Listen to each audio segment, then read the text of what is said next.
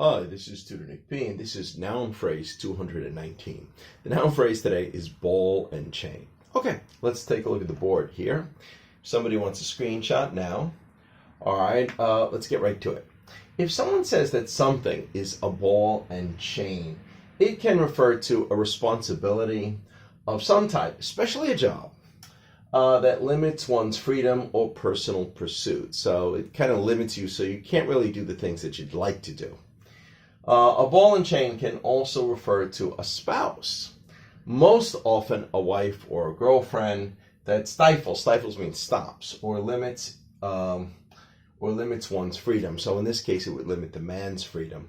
I'd give a warning on this one, though. If you're a guy, don't call your wife a ball and chain in front of her, or a girlfriend. Don't say that. They'll probably be offended by that.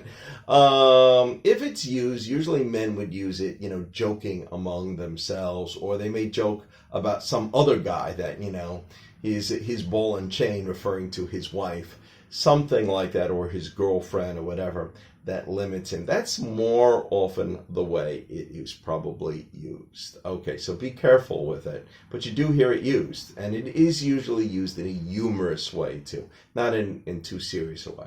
All right, let's continue. The origin of this term referred to a literal large, heavy ball or a metal ball attached to a chain and usually around one of a prisoner's ankles.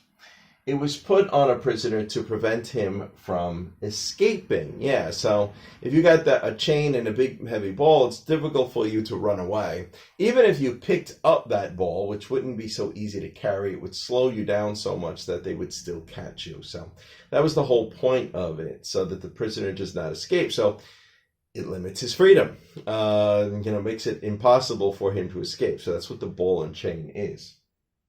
Let's continue. It started to be used in the 1800s and was used in the UK and the US.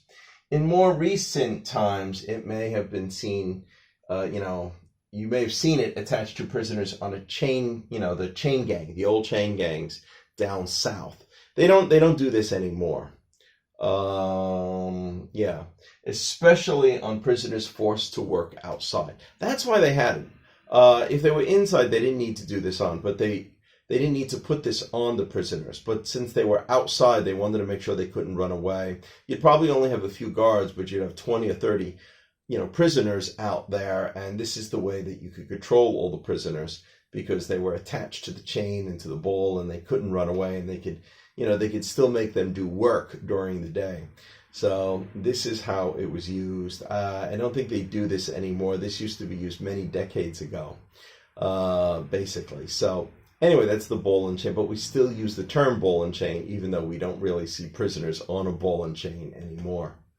All right, let's continue. All right, and we have 3 examples just to see how we would use this. Here's the first one. I finally got an offer for my dream job. I already put in my resignation at my present job, which was like torture.